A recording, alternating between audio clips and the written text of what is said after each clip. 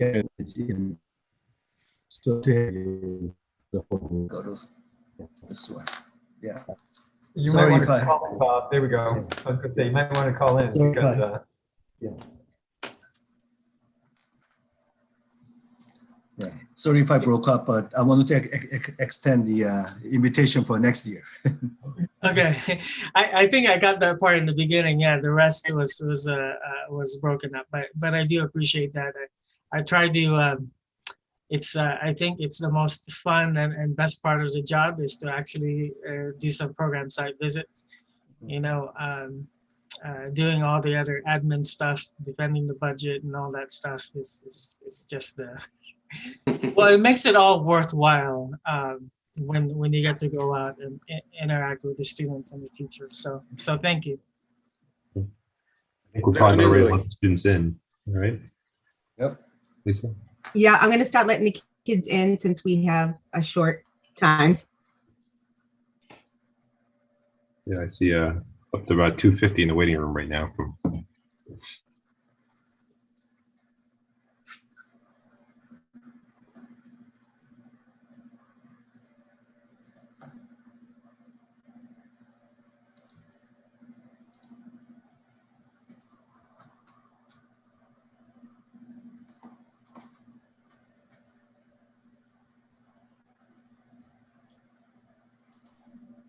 Lisa seems to have frozen for me as well. I don't know about everybody else.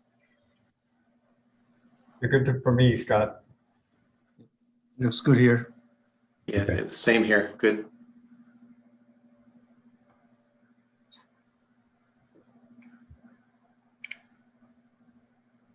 Lisa let the students in yet? I haven't seen names pop up in the chat yet. Well, they are right now. There, Excellent. It's a little slow when you go through the VPN. So without VPN, it's much faster. Yeah.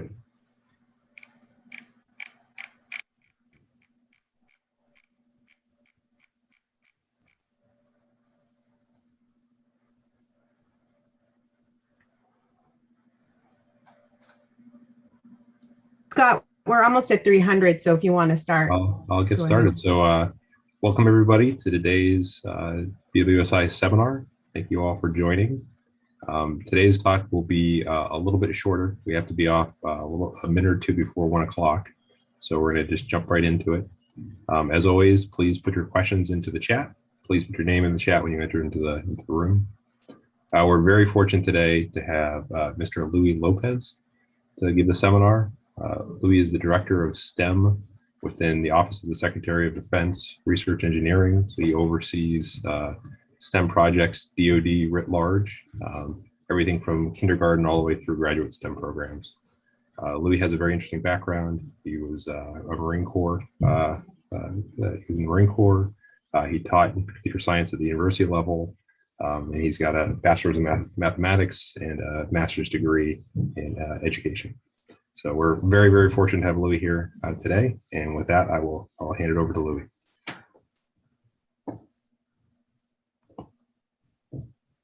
Thank you, Scott, for that kind introduction, and excited to be part of your BeaverWorks Summer Institute program this year, and to the team for allowing me some time to address you and give you a little bit of background of what we do here and what we offer under DoD STEM.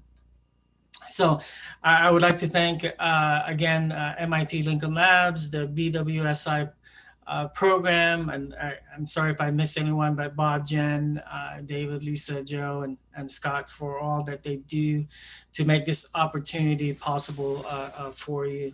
As Scott mentioned, you know, I served a few years in the Marine Corps, and part of those years, I completed my bachelor's in mathematics, and I got drawn into education. And just a little bit of a personal note, the last thing that I wanted to be involved in actually was in education. My dad is a retired physics and engineering teacher. My mom taught a little bit English language arts. So the last thing that I wanted to be involved in was in education. But But anyway, I got drawn into STEM programming and also teaching and lecturing a little bit at the university level. And when the opportunity came to work for the Department of Defense, I thought it was such a great fit because I get to do what I love doing as well as continue to serve my country. So with that, why is the Department of Defense invested in the nation's future STEM talent? Well, for starters, if you are not aware, the Department of Defense has about 60 defense laboratories and engineering centers throughout the country, spanning over 200 locations and some internationally. We have about nearly 300,000 STEM professionals, and that could range from 70,000 scientists and engineers that actually do research and engineering at any one of our labs and centers. And even some of these scientists and engineers also once participated in STEM programs as high school students, much like what you're doing now. So I commend you for your continued interest in STEM disciplines, and I hope that you continue to pursue that at the post-secondary level. And I'm sure some of you may know that DoD has such a vast portfolio when it comes to research, development, engineering, so much so that, if I'm sure a lot of you have smart cell phones. If you talk about any of the technologies in a smart cell phone, whether it's GPS, internet, voice recognition, touchscreen, flexible display, digital camera, virtual recognition. At some point, DoD was involved in the research of those technologies. So again, DoD STEM's mission is to inspire, cultivate, and develop exceptional talent through a continuum of opportunities across the K through 20 educational pipeline, because we want to be able to attract students into these careers, because they are very much critical in ensuring the defense of our nation. So with that, can we go on to the first slide? Okay, so again, DoD STEM is inclusive of all activities across the K through 20.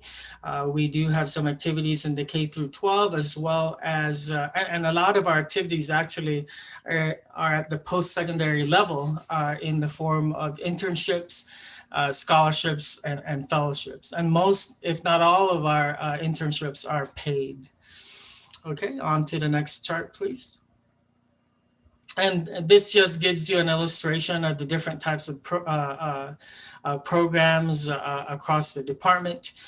Some of them could be enrichment programs, like a summer program, like what you're participating now with BWSI. Some of them are competitions, or like FIRST Robotics, or competitions that the services host.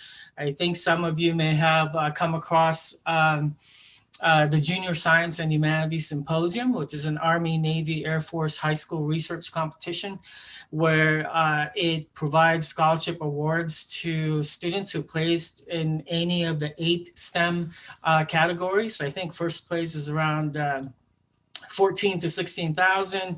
Second place is about 8 to 9,000, and third place is about 4 to 5,000. And then, as I mentioned, internships and scholarship at the high school all the way up to a PhD. So on to the next chart, please. I want to touch up briefly on this Naval Horizons, because it's currently ongoing, and the deadline for this is next Friday. And this is an opportunity for high school students. Navy has actually put on a pretty good initiative where they have all these different videos talking about the different modernization technologies that are important to the Navy and to the nation. Some of them, cyber, high-speed networks, biotechnology, just to name a few. And we're asking high school students to view these videos and then write an essay and submit by the deadline, and you could earn up to $200 stipend. So I do hope that you all take advantage of that. Next chart, please. And by the way, for the Naval Horizons, they're planning to award as many as 5,000 stipends for that opportunity. So for this one, I do want to spend a few minutes here because I believe some of these, or if not all of these, are applicable to you as you go on beyond high school. So these are our sample of our STEM workforce initiatives, and these are internships and scholarships and so on. One of them is a DoD Science, Mathematics, and Research for Transformation, or SMART Scholarship. I'll talk about that just a little bit. I won't read through all of these different example programs, but for the most part, these programs provide educational stipends. You get mentorship from a DoD scientist or engineer at the lab or engineering facility that hosts interns and fellows and apprentices. You get a work experience training. You also get to network with some of the scientists and engineers that are doing some amazing research in various STEM topics. And I believe this is a gateway to a future job and career, especially for those of you who have interest in pursuing STEM at the post-secondary level.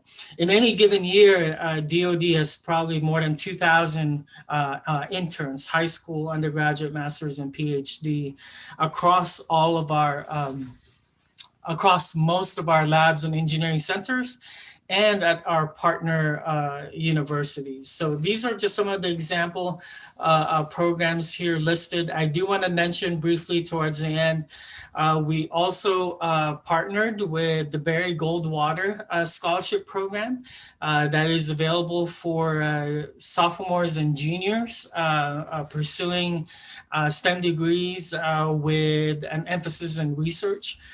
So I believe you're eligible to apply right after your freshman year in college. Next chart, please.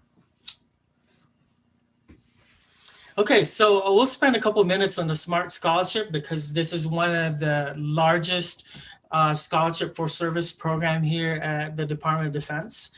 And really, this is geared to attract students in STEM fields into our labs and centers. And the benefits, it's highly competitive, but the benefits are great. Students pursuing bachelor's, master's, and PhD could apply for the SMART Scholarship. Your full tuition's paid, you get book and health allowance.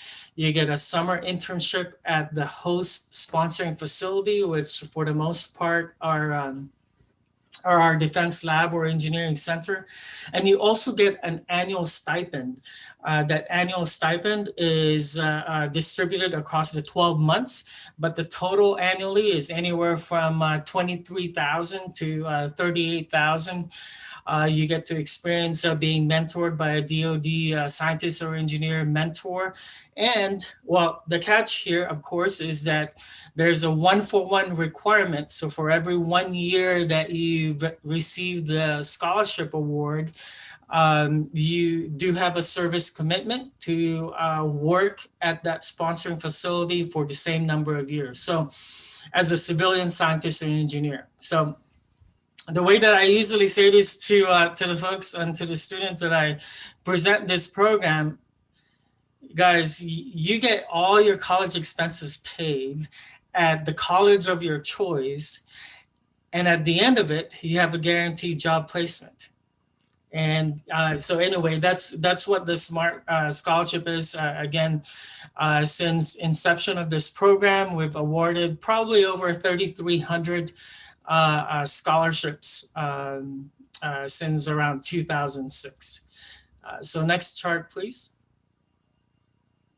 And this just gives you a snapshot and additional information. any one of the 21 STEM disciplines. You can look it up in the program website. We've received applications from as many as from students from as many as 411 universities across the country, and about 190 DoD sponsoring laboratories and engineering centers and other facilities across the 40 states have hosted Smart Scholars. Next chart, please. Okay, so where do you find all of these opportunities across the DoD, across the Department of Defense? On our program website, and this is a snapshot of our homepage, if you click on that participate and explore opportunities, I believe that's what it says. You can actually search by grade level, by the type of activity, and so on, and in that search feature, and it'll give you many options that will then take you to specific program website. And I believe, okay, so this is our last chart. Hope you follow us on any one of these social media for our program. We do provide as many announcements through our various social media platforms. So hopefully I've left enough time for me to be able to answer some of your questions. Yeah, Louis, that was great. We had a lot of students asking if they get a copy of those slides so that they could use the links and be able to find out how to get to different websites. I think it was excellent. Definitely hit a chord. Lin Wang, I wonder if you could unmute and ask your question. Yeah, sure.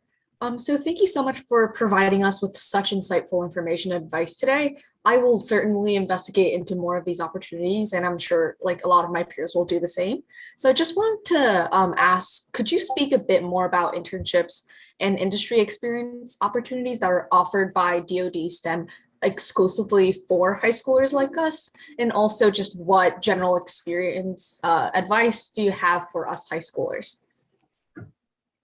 So I would say for internships as well as scholarships, I would say to one, because most of these applications require letters of recommendation from your from one of your teachers or faculty at the undergraduate to establish those relationships early.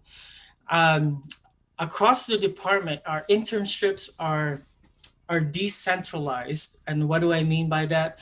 It's executed down at either the service level, Army, Navy, Air Force, or some of our fourth estate agency like Missile Defense Agency, National Security Agency. So sometimes they have specific requirements when it comes to eligibility.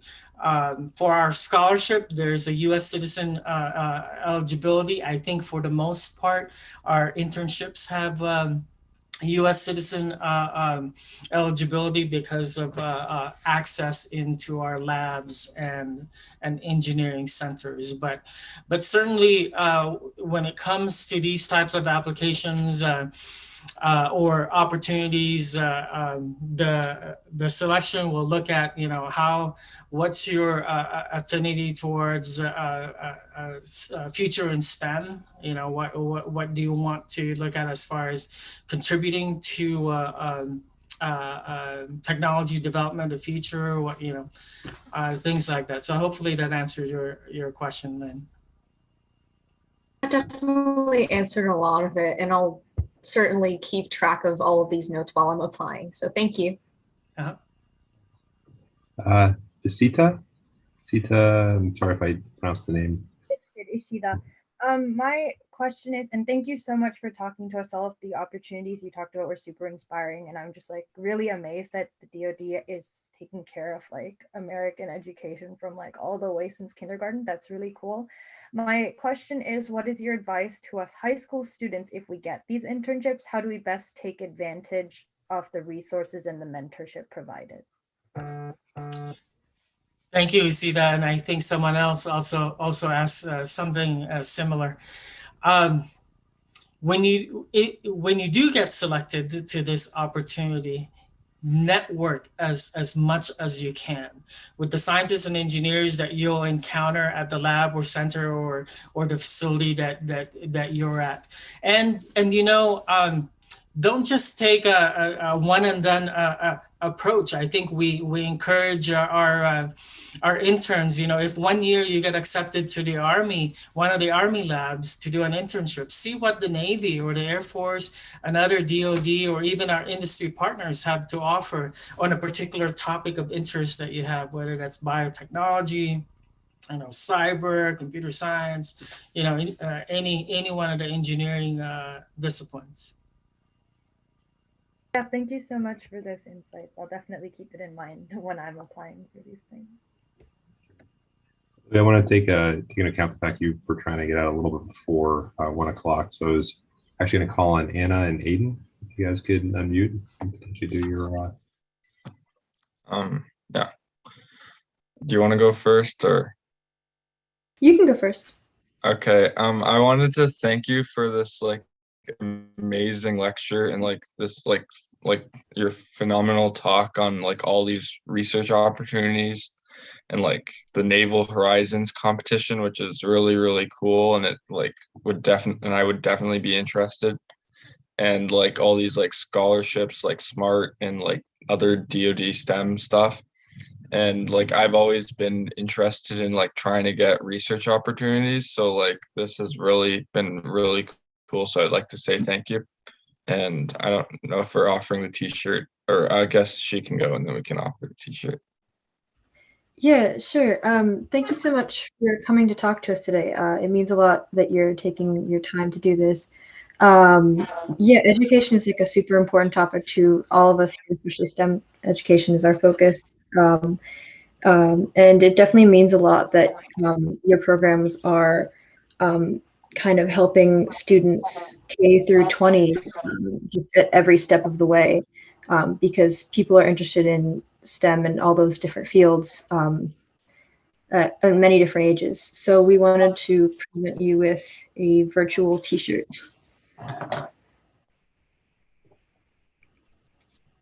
Awesome. Thank you, Aiden and Anna. I appreciate that. I can probably answer a couple more questions if there are any more. Yeah, let's do maybe at least one more. Ozan, are you there? Can you? Yep, I am here. So you mentioned that you were a Marine, and that kind of got me thinking, how has serving in the Marine Corps affected your view of technology, and how has it maybe impacted your push or your views on the push for technological innovation within the Marine sector, or the military sector? Ozan, that's a great question, and yeah, you're right. This may be my last question because I have a few things to talk about this. I thought I was a great student in high school. I got accepted to a few universities in California, and I got to tell you, the last thing on my mind was the military. It was every recruiter that called. I'm sure you guys will be getting those calls as a senior. I blew them away because I knew that I knew that what I was planning to do, and I wasn't going into the military. There are some folks in my family that have all served in the Navy, brothers and my brother and uncles and so on. So. But man, after a semester of college, I was just burnt out. I played all 3 sports, actually 4 sports in high school. I was very active. I also was a class officer for my class. So after a semester, I was just burnt out, and I said I needed to do something that's just kind of completely different. One day out of the blue, I just walked into the recruiter's office and I told him, sign me up. And I wish in hindsight, I wish I would have done a little bit more research about what I wanted to get into and everything. They signed me up to be a field artillery person. So I worked with 155 millimeter howitzers. Now, as far as technology, while I was in service, I never really had thought about it. I knew that we had all these kinds of equipment that was provided to us to keep us safe when we're out in missions. But I've always thought the government just kind of procures that from industry. I've never really thought that there was such a massive research and engineering enterprise and a civilian core within the Department of Defense that are very much involved in the development of these types of technologies. And fast forward now, it's really very gratifying to hear some of our men and women in uniform who address our civilian scientists and engineers and really thank them for what they do when it comes to research and development of technologies and equipment, because of certain technologies that have saved them when they're out in theater, especially with what has happened over the past 2 decades in Iraq and Afghanistan. So I hope that answered your question, Elzen. Thank you. It did. Great. Louis, it's 12:55. So you're asking for at this time. So I think we hit on the button. There's been a lot of conversation in the chat. Obviously, we will take a screenshot of that and send it to you so you can see all the comments from all the students. But this is a great conversation, great discussion. It was very well appreciated by all the students. So thank you very much for doing this. Absolutely. I would rather be with you guys and answer all these questions all day, but unfortunately, I got to do my other duties. So thank you all for allowing me to be with you today, and best of luck to all of you seniors. And I look forward to seeing you guys apply in some of our programs across DoD. So thanks again, Scott. Signing off. Thanks, Louis. Thank you. We Thank can you. all Thank you. unmute and thank Thank you. you. Thank you. Thank you. Thank you. Thank you. Hey, you. hey, Joe, Lisa, could you stay on for a second? We're still recording. I'm stopping that right now.